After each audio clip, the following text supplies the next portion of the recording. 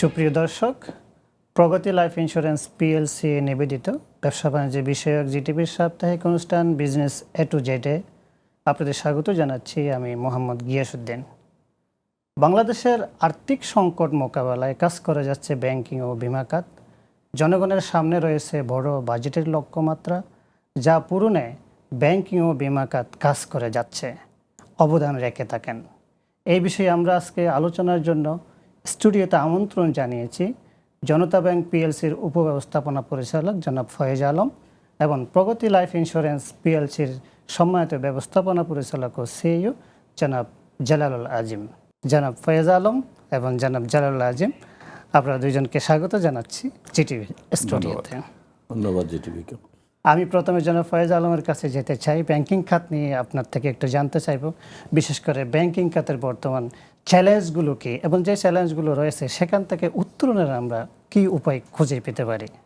Banking খাতের চ্যালেঞ্জগুলো আসলে দীর্ঘদিন ধরে আলোচনা হচ্ছে। জানেন আপনারা যে বাংলাদেশের ব্যাংকিং খাতে এই মুহূর্তে মূল চ্যালেঞ্জ হচ্ছে এনপিএল। বিপুল পরিমাণ খেলাপি ঋণের বোঝা ব্যাংকগুলোর উপরে চেপে বসেছে। জানেন আপনাদের সরকার বাধ্য হয়েছে 5টা ব্যাংকে ডিজলভ করে একটা নতুন ব্যাংক করার ক্ষেত্রে।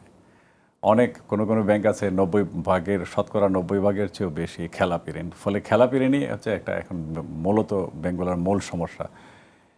এই খেলাপি ঋণের যে বোঝা, এই সমস্যা থেকে উত্তরণের জন্য বাংলাদেশ ব্যাংক, সরকার এবং ব্যাংকগুলো নানা ধরনের কর্মসূচি নিয়েছে। বাংলাদেশ ব্যাংক নীতিগত সহায়তা দিয়ে যারা খেলাপি হয়েছিলেন তাদের ব্যবসা আবার যাতে চালু করে ব্যাংকের ঋণ শোধ করতে পারেন সেজন্য কিছু সুযোগ দিয়েছেন। ব্যাংকগুলো কিছু সুযোগ দিয়েছে। নীতি সহায়তার জন্য কিছু নতুন সার্কুলার করেছে বাংলাদেশ ব্যাংক। আমরাও চেষ্টা করছি রিশিডিউল করে এককালীন আদায়ের মাধ্যমে কোথাও কিছু সুদ মৌকুব করে এই বিপুল পরিমাণে খেলাপি ঋণ কমিয়ে আনার, এবং আমরা ইতিমধ্যেই কিছু সুফলও পেয়েছি। কিছু ব্যাংক বেশ ভালো সুফল পেয়েছে। আমি জনতা ব্যাংকেও সুফল পেয়েছি যে আদায় হচ্ছে, এবং আমরা আশা করছি যে এই বাংলাদেশ ব্যাংক এবং এফআইডি আর্থিক প্রতিষ্ঠানের তত্ত্বাবধানে আমরা যেসব কাজকর্ম করছি এনপিএল থেকে বেরিয়ে আসার জন্য, এটি খুব দ্রুত যে 1-2 মাস কিংবা 6 মাসের মধ্যে ফলাফল পাওয়া যাবে বিষয়টি এরকম নয়। একটু দীর্ঘমেয়াদী পরিকল্পনা আমরা নিয়েছি এবং আশা করি আমরা এই অবস্থা থেকে কাটিয়ে উঠতে পারবো।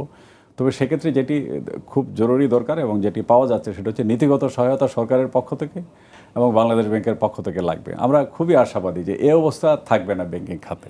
এনপিএল এর কথা আপনি যেটা বলছিলেন, আমরা জানি যে শুনেছি 2% দিয়ে আপনার রিশিডিউলিং করা। এখন রিশিডিউলিং করার কারণে কি এনপিএল এর হার কমবে বলে মনে হয়? শুধু ব্যাংকিং খাত না, আমরা যে এনবিএফআই এর দিকে যদি তাকাই ওটার অবস্থা আরো খারাপ, আরো খারাপ। সো এখান থেকে আসলে আমাদের উত্তরণের উপায় কি? এবং এনপিএল এর হার যদি আপনারা কমাতে না পারে তাহলে কিন্তু আমাদের অবস্থান, বাংলাদেশের অবস্থান আন্তর্জাতিক বাজারে কিন্তু আমাদের অবস্থান দিন দিন খারাপের দিকে যাচ্ছে। খারাপ হবে। যেটি বলেছেন যে নীতি সহায়তার আওতায় 2% দিয়ে সরকার বাংলাদেশ ব্যাংক এই নীতিমালা নিয়েছেন যাতে সহজে লোনগুলোকে আমরা রিশিডিউল করে এনপিএল থেকে বের করে নিয়ে যেতে পারি। এর ফলে ব্যবসায়ীরা ব্যবসা করার সুযোগ পাবে। ফলে যেসব সৎ ব্যবসায়ী আছেন তারা যদি ব্যবসা করেন, ব্যবসা না করলে তো আর কখনো ঋণ শোধ করতে পারবেন না। ফলে এই জন্যই বাংলাদেশ ব্যাংক এই উদ্যোগটি নিয়েছে, এবং আমরা মনে করি যে এই 2% সুবিধা দিয়ে যেসব লোন রিশিডিউল করা হয়েছে হয়তো কেউ আবার ডিফল্ট হওয়ার সম্ভাবনা আছে, কিন্তু বেশিরভাগই বেরিয়ে আসার সুযোগ তৈরি হয়েছে। এবং আমরা বিশ্বাস করি, আপনিও শুনেছেন মনে হয়, বাংলাদেশ ব্যাংক আবার উদ্যোগ নিয়েছে যে যেসব কলকারখানা বন্ধ হয়ে গিয়েছিল সেগুলো চালু করার জন্য তারা উদ্যোগ নিয়েছেন। সরকারের পক্ষ থেকেও বলা হয়েছে, বাংলাদেশ ব্যাংকেও উদ্যোগ নিয়েছেন। নতুন গভর্নর মহোদয় যোগদান করার পরে নানা রকম কর্মসূচি নিয়েছেন যে এনপিএলের এই অভিশাপ থেকে বের হয়ে আসার একটা নতুন পদক্ষেপ হচ্ছে যে বন্ধ কলকারখানা চালু করা। এই কলকারখানা যদি চালু হয় এবং প্রোডাকশন যদি ঠিকমতো হয়, আন্তর্জাতিক বাজারে তারা আগের থেকেই তাদের একটা নেটওয়ার্ক মার্কেটিং করা আছে, সেই সুযোগটা দিলে তারা যদি ব্যবসা করতে পারেন তারা ধীরে ধীরে এই লোনগুলো রেগুলার হয়ে যাবে এবং শোধ করতে পারবেন। ব্যবসা করতে পারলে যেমন অর্থনীতির ক্ষেত্রে তাদের অবদান বাড়বে, ব্যাংকের লোনগুলো তারা শোধ করতে পারবেন। আমরা আশাবাদী, আমি যেটা বললাম যে আমরা আশাবাদী এই সিচুয়েশন যদি বজায় থাকে এবং সরকার এবং বাংলাদেশ ব্যাংকের সাপোর্টটা যদি বজায় থাকে, আস্তে আস্তে আমরা এখান থেকে বেরিয়ে আসতে পারবো। রাতারাতি হওয়ার সুযোগ নাই। জনাব জালালুল আজিম সাহেবের কাছে যেতে চাই যে বিশেষ করে বাজেটের অনেক বড় লক্ষ্যমাত্রা আমাদের সামনে রয়েছে। এই লক্ষ্যমাত্রা পূরণে ইন্স্যুরেন্স কোম্পানিগুলো কি ভূমিকা রাখতে পারে বলে মনে করেন আপনি? না, ইন্স্যুরেন্স সেক্টর তো একটা গুরুত্বপূর্ণ সেক্টর এবং যথেষ্ট সম্ভাবনাময় একটা সেক্টর। যদি আমরা প্রপারলি এটাকে ইউটিলাইজ করি, প্রপারলি কোম্পানিগুলোকে রান করাই, তাহলে নিশ্চয়ই একটা বড় ভূমিকা অর্থনীতিতে রাখতে পারে। আমি প্রথমেই বলি যে আমাদের ইন্স্যুরেন্স পেনিট্রেশন, অর্থাৎ জিডিপিতে ইন্স্যুরেন্স কোম্পানিগুলোর যে কন্ট্রিবিউশন, সেটা ওয়ার্ল্ডের সর্বনিম্ন একটা। তো এটা পক্ষান্তরে প্রমাণ করে যে যথেষ্ট সম্ভাবনাহীন আছে। আমাদের প্রচুর মানুষ এদেশে, আমাদের পার ক্যাপিটা ইনকাম বাড়ছে প্রতিনিয়তই, আমাদের ইন্ডাস্ট্রিয়ালাইজেশন হচ্ছে, বিজনেস গ্রোথ হচ্ছে, ইকোনমি গ্রোয়িং। তো এখানে ইন্স্যুরেন্স একটা বড় ভূমিকা রাখতে পারে। আমরা 0.4% মতো কন্ট্রিবিউট করি, 1%ও না, কিন্তু আমাদের পার্শ্ববর্তী দেশ 4% করে, অর্থাৎ 10 গুণ। কিন্তু তো আমরা কিছু পদক্ষেপ নিলে এটাকে যদি আমরা 10 গুণ করতে পারি, তাহলে অর্থনীতিতে বিমা সেক্টর অত্যন্ত শক্তিশালী একটা ভূমিকা রাখতে পারবে। পাশাপাশি আপনি জানেন আমাদের যে জীবন বিমা কোম্পানিগুলো আছে, প্রায় 36টা জীবন বিমা কোম্পানি কাজ করে বাংলাদেশে। জীবন বিমা কোম্পানিতে একটা লাইফ ফান্ড বলে একটা কথা আছে, অর্থাৎ আমরা যে গ্রাহকের কাছ থেকে টাকা সংগ্রহ করি প্রিমিয়াম হিসাবে, তার একটা অংশ ভবিষ্যৎ দায় মেটানোর জন্য এই ফান্ডটা ক্রিয়েট করা হয়ে থাকে। সর্বশেষ হিসাব অনুযায়ী প্রায় 46,000 কোটি টাকার লাইফ ফান্ড এই কোম্পানিগুলোর সম্মিলিত লাইফ ফান্ড। এটাকেও যদি সরকার চায় যে অর্থনীতিকে চ্যানেলাইজড করে, আমি যদি একটু ইন্টারাপ্ট করি যে লাইফ ফান্ড প্রসঙ্গে, যে লাইফ ফান্ড বলছেন আপনি 46,000 কোটি টাকা, এটা কি আসলে কাগজে কলমে নাকি সত্যিকার অর্থে? না, এটা সত্যিকার অর্থেই থাকার কথা। এটা সত্যিকার অর্থেই থাকার কথা, কারণ রিসেন্টলি যদি আপনি রিপোর্ট দেখেন, অনেক কোম্পানির নেগেটিভ লাইফ ফান্ডও আছে, তার মানে সত্যিকার অর্থেই আছে এটা কাগজ কলমের সাথে। তো এইটাকে যদি কাজে লাগানো যায়, যেমন গভর্নমেন্ট চাইলে তার ইনফ্রাস্ট্রাকচার ডেভেলপমেন্টের ক্ষেত্রে বন্ড ছেড়ে ইন্স্যুরেন্স কোম্পানির এই ফান্ডগুলো কিন্তু কাজে লাগাতে পারে।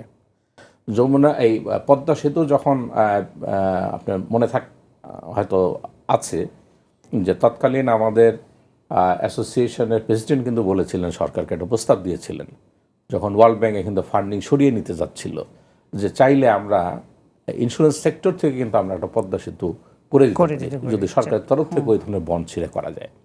তো এই জন্য আমি মনে করি ইন্স্যুরেন্স সেক্টর যথেষ্ট ভালো ভূমিকা কিন্তু রাখতে পারে এই বাজেটের ক্ষেত্রে।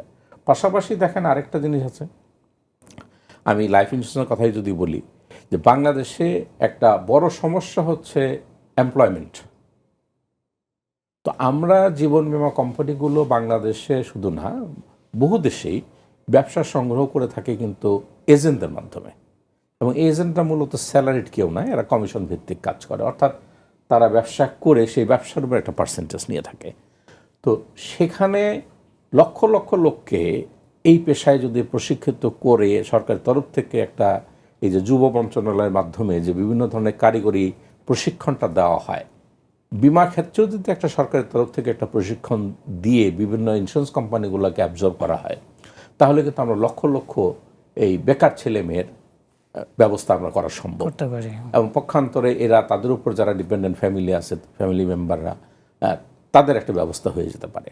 তো এই সম্মিলিতভাবে এই ইন্স্যুরেন্স সেক্টর যে কর্মকাণ্ডগুলো করে, ইন্টারাপ্ট করি যেহেতু এজেন্ট প্রসঙ্গ আছে সেই জন্য, সেটা হচ্ছে যে এজেন্ট, লক্ষ লক্ষ এজেন্ট আছে, এখান থেকে আমরা একটু বের হয়ে এসে আমরা কি অনলাইনে পলিসি বিক্রি করে একটু অনলাইন পলিসিও বিক্রি এটা শুরু হয়েছে, খুব বাংলাদেশে কম, বিদেশে তো এটা খুবই মানে বহুল প্রচলিত আমি বলবো, বাংলাদেশে এটা হবে। কিন্তু বাংলাদেশে যেহেতু যথেষ্ট বেকার ছেলে মেয়ে আছে, তাদেরকে কিন্তু আমরা এখানে কাজে লাগাতে পারি।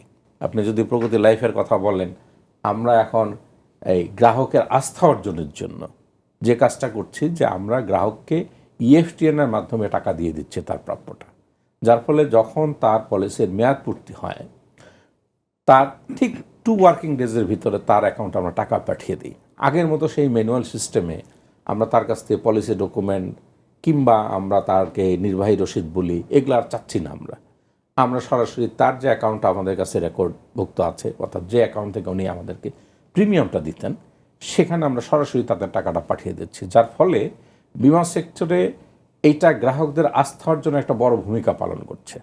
অনেক গ্রাহক তো জানেই না, কিন্তু তার অ্যাকাউন্টে টাকা চলে যাওয়ার পরে যখন সে SMS পাচ্ছে যে আপনার এই অ্যাকাউন্টে প্রগতি ইন্স্যুরেন্স থেকে এত টাকা আসছে, তো তখন কিন্তু তার একটা আস্থা ফিরে পাচ্ছে, যে যেখানে অনেক কোম্পানি হয়তো টাকা যথাসময়ে দিতে পারে না, কিন্তু সেই ক্ষেত্রে আমরা এই ডিজিটাল প্রযুক্তি ব্যবহার করে এই ইন্স্যুরেন্সকে মানুষের কাছে আরও পপুলার করার চেষ্টা করছি। পাশাপাশি ধরেন আগে একটা গ্রাহক যেহেতু জীবন বিমার ক্ষেত্রে 8 বছর 10 বছর বা 12 বছর বা 15 বছর প্রিমিয়াম দিতে হয়, তো এই প্রিমিয়ামটা হয়তো দেখা যেত তাকে একটা অফিসে এসে প্রিমিয়ামটা দিতে হতো। কিন্তু আমরা ডিজিটাল প্রযুক্তি চালু করার মাধ্যমে যেটা হচ্ছে, আমরা তাকে কিন্তু সে এখন মোবাইল অ্যাপসে ঢুকে সে প্রিমিয়ামটা দিয়ে দিতে পারে, ওয়েবসাইটে গিয়ে দেখতে পাচ্ছে। Debit card, credit card, agent banking, এর সবগুলোই কিন্তু তারা এখন আর তাকে অফিস আসতে হচ্ছে না। পাশাপাশি আরেকটা প্রবলেম ছিল, যেহেতু সারা দেশব্যাপী এই আমাদের নেটওয়ার্কটা বিস্তৃত ছিল, আমরা এজেন্ট নির্ভর ছিলাম পুরোপুরি। প্রিমিয়ামটা এজেন্টে সংগ্রহ করতো, কিন্তু অনেক সময় দেখা গেছে কিছু কিছু এজেন্ট প্রিমিয়াম সংগ্রহ করেছে ঠিকই গ্রাহকের কাছ থেকে, কিন্তু কোম্পানির অ্যাকাউন্টে জমা দেয়নি, এটা জানতেও পারতো না তখন। এখন আমরা যে কাজটা করছি, সাথে সাথে গ্রাহককে SMS দিচ্ছি, যখনই আমাদের সার্ভারে টাকাটা চলে আসে, আমাদের অ্যাকাউন্টে যখন টাকাটা চলে আসে, সেটা যে চ্যানেলে হোক না কেন, তাৎক্ষণিকভাবে গ্রাহকের কাছে একটা SMS চলে যায় যে আপনার কাছ থেকে আমি এই বাবদ এত টাকা পেয়েছি। তো এইটাও কিন্তু এই ডিজিটাইজেশনের ফলে বন্ধ হয়েছে। তবে আপনি যেটা বললেন যে হ্যাঁ, অনলাইন পলিসি চালু শুরু হয়েছে, সামনে আরও পপুলার হবে, কিন্তু বাংলাদেশের কথা চিন্তা করলে যে ব্যাপক জনগোষ্ঠী যেখানে বেকার রয়েছে, তাদেরকে কিন্তু এই পেশায় কাজে লাগানো যায়। একই সাথে ব্যাপক জনগোষ্ঠীকে কাজে লাগানো যাবে, এটা ঠিক আছে। আবার অনলাইনে পলিসি বিক্রি করতে পারলে এজেন্ট যে টাকা মেরে দেওয়ার যে সেই ঝুঁকিতেও আমরা বাঁচতে পারবো। আমি আবার একটু যেতে চাই জনতা ব্যাংকের ডেপুটি ম্যানেজিং ডিরেক্টর জনাব ফয়েজ আলমের কাছে। আমরা যেটা নিয়ে কথা বলছিলাম বাজেটের বিষয়ে, আমাদের সামনে অনেক বড় একটা বাজেটের লক্ষ্যমাত্রা, সেটা দিয়ে জনগণের নাবিশ্বাস হয়ে যায় কিনা সেটা নিয়েও আমরা সন্দেহ প্রকাশ করছি। এই ক্ষেত্রে ব্যাংকের অবদান এবং ব্যাংকিং সেক্টর থেকে বড় ধরনের একটা ঘাটতি ফিল আপ করতে হয়, এই বিষয়টিকে আপনি কীভাবে দেখছেন? বাজেট, আপনি জানেন যে উন্নয়নশীল দেশগুলো সবসময় ঘাটতি বাজেট দিয়ে থাকে, ফলে এই ঘাটতি পূরণের জন্য বিভিন্ন সেক্টর থেকে সরকারের টাকা নিতে হয়। এর মধ্যে সবসময় ব্যাংক একটা বড় কন্ট্রিবিউশন রেখে থাকে। ব্যাংক খাত থেকে একটা বড় অঙ্কের টাকা সরকার ধার করে, এগুলো অতীতের বাজেটেও হয়েছে। এইবারে একটু বেশি টার্গেট করা হয়েছে ব্যাংকিং সেক্টর থেকে নেওয়ার জন্য। আপনি দেখবেন যে এটা নিয়ে ইতিমধ্যেই নানা জায়গায় কথা হচ্ছে যে ব্যাংকিং সেক্টর থেকে একটা বড় অঙ্কের ঋণ নেওয়ার যে টার্গেট করা হয়েছে, এতে ব্যাংকের সমস্যা হবে কি না।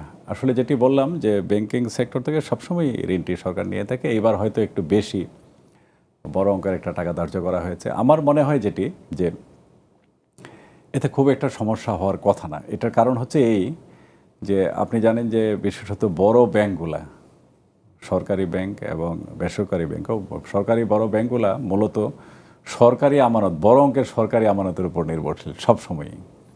যেসব উন্নয়ন প্রকল্প থাকে সরকারের, সেটার বড় অঙ্কের টাকাটা কিন্তু সরকারি ব্যাংকে আমানত থাকে, ধীরে ধীরে সরকার খরচ করে। ফলে দেখা যাবে যে এই বাজেটে যে উন্নয়ন খাতে যে টাকা আছে সেটা সরকারি ব্যাংকেই যাবে।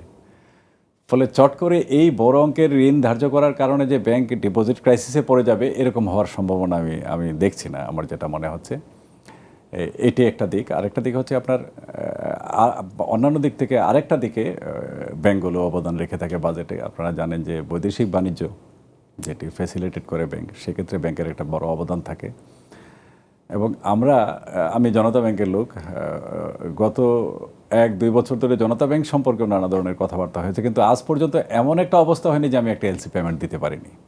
আমরা বৈদেশিক বাণিজ্যের যত পাওনা আছে সব সময় মতো পরিশোধ করেছি, প্রত্যেকটা এলসি পেমেন্ট দিয়েছি। ফলে এই যে বৈদেশিক বাণিজ্যটি ঠিকমতো এর ধারাবাহিকতা ঠিকমতো রক্ষা করা, পেমেন্ট দেওয়া, বিদেশে ব্যাংকের এবং দেশের ইমেজ অক্ষুণ্ণ রাখা, এক্ষেত্রেও ব্যাংকের একটা গুরুত্বপূর্ণ ভূমিকা ব্যাংক রাখে। এই সব মিলে আমি বলবো যে বাজেটের ক্ষেত্রে ব্যাংকিং সেক্টরে একটা অবদান রাখার সুযোগ আছে এবং এতে খুব একটা সমস্যা হবে না। এই বড় অঙ্কের যে ঋণের টার্গেট সরকার করেছে, এতে সমস্যা হওয়ার কথা না আর কি, আমার সেটি মনে হচ্ছে।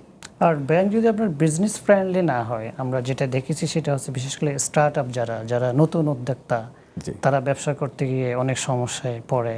এই নতুন উদ্যোক্তাদের নিয়ে আপনাদের কোনো পরিকল্পনা আছে কি না? নতুন উদ্যোক্তাদের আপনাদের নিয়ে তেলের মাথায় তেল দেন, আমরা যতটুকু শুনি।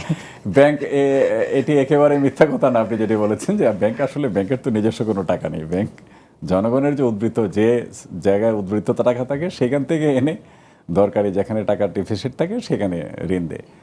তো কিন্তু আমরা এই নতুন উদ্যোক্তাদের বিষয়ে আমরা খেয়াল রাখি। আমরা সবসময় চাই যে নতুন উদ্যোক্তার সমাজে তৈরি হোক, এবং অতীতে আমরা যেটা দেখেছি যে 5টা 10টা কিংবা 20টা গ্রুপকে ঋণ দিয়ে ব্যাংক সমূহ বিপদে পড়েছে। আজকে যে এনপিএল এর এই অবস্থা, আপনি দেখবেন যে বড় বড় গ্রুপগুলোকে ঋণ দিতে গিয়ে এই অবস্থাটা হয়েছে। ফলে এই রিয়েলাইজেশন থেকে আমরা এখন যেটা করছি যে ক্ষুদ্র উদ্যোক্তাদেরকেই আমরা উৎসাহিত করার চেষ্টা করছি বেশি। এবং স্টার্ট আপের কথা যে বললেন, স্টার্ট আপ বিজনেসের জন্য বাংলাদেশ ব্যাংক একটি স্বতন্ত্র উদ্যোগ নিয়েছে, এবং আমি শুনছি বাংলাদেশ ব্যাংক ফান্ড দিবে, ব্যাংকগুলো স্টার্ট আপ বিজনেসের জন্য টাকা দিবে।